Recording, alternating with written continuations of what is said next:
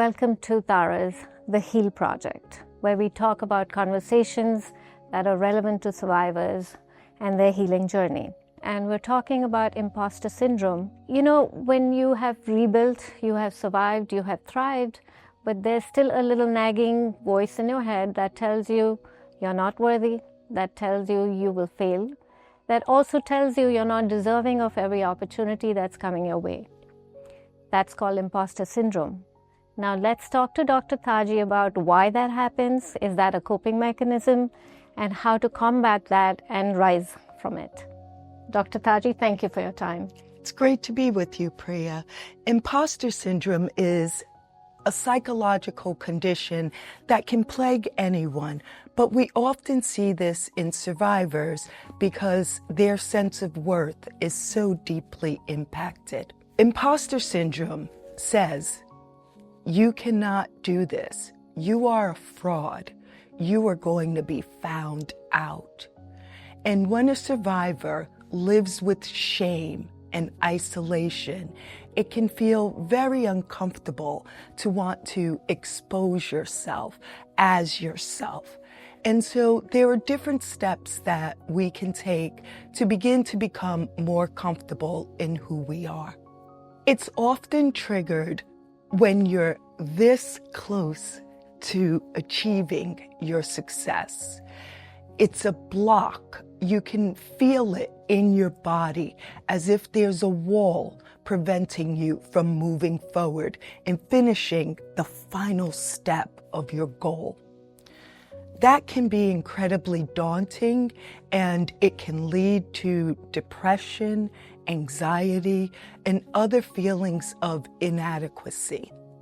So to combat that, I encourage people to stay present, to expose themselves often to opportunities, to sharing their full self. Being able to share who you are is essential in combating imposter syndrome. And how would one recognize when this coping mechanism called the imposter syndrome gets alerted in your brain? I'm so glad you brought that up, Priya. The empty chair is a wonderful intervention that allows a person to begin to understand that they are not a fraud. And so how we pursue this is there are two chairs. The person sits in the chair that says, I am fraud. And you switch. And you begin to become desensitized to that feeling of being fake, because you are very real. Your thoughts, your feelings, your actions, your inactions, all are part of you. And are you referring to perhaps an empty chair being there? And is there a dialogue that is happening with you, your real self and your imaginary self? And can you give language to our survivors as to how that scenario would look like? Some of the language that you would use in this situation would be, while you're sitting in the chair, acknowledging what are the feelings of fraud? Where did they come from? Were they given to you in childhood? Was this residue from your trauma? So identifying where it began also starts to heal it. You talk to yourself with positive regard, being able to say, that was who you were. This is who you can become. And that begins to dismantle imposter syndrome.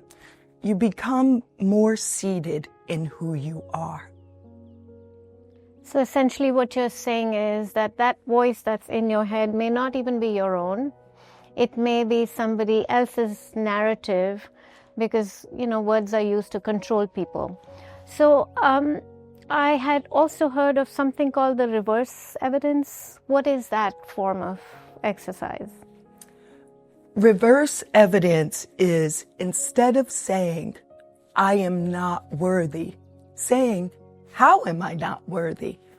Am I not worthy because I didn't get an A on an exam or I didn't hang the clothes perfectly on the line? No, of course not. Those things do not make up our worth. Who you are every day, being kind to yourself, allows your worth to develop. And are there any kind of micro affirmations that one could use, like you had suggested in your different videos that there should be journaling? Is there a prompt you can give to the survivors, maybe even 5 prompts to say, if you begin the sentence like this, it should, on a high note, it should end like that? Yes, and affirmations are a great way to eradicate imposter syndrome. Short sentences beginning with, I am. That's the most powerful one, because we've been telling ourselves through the voices of trauma and voices of inadequacy that we are not who we really are. But today you get to change that. You get to rewrite your own story when you say, I am kind, making that assertion about yourself. I am healthy. I am safe. Those are the types of self-talk and affirming phrases that are really powerful. So I actually had a question really that may be applied to everybody, to each one of us. Is it realistic that your imposter syndrome goes away, or is it something that you just learn to manage? Is it something you get 60% of success combating, but the remaining you kind of coexist and remind yourself how to navigate around that? I think self-doubt is a human condition, and I don't think it's limited to people who have experienced trauma. Self-doubt can emerge at any time of life in anyone's life. But for the person who has experienced trauma, self-doubt seems to be a steady partner for them, a shadow that's constantly hanging around. You get to ask the shadow to leave. You do that by saying, here are the things that I have accomplished. Here are the goals that I can set. And also, most importantly, not over-relying on outside validation. Your validation should come from within. And how, what would one look for validation? Is it in the smaller, you know how they say God is in the small things? Is that something that you can apply to your real life? I believe it is, Priya. I think that small steps lead to big change. And so if you're able to each day set the intention, make small goals that are attainable, you will then achieve self-validation, because you will begin to realize that you are capable, competent, and in control of your own life.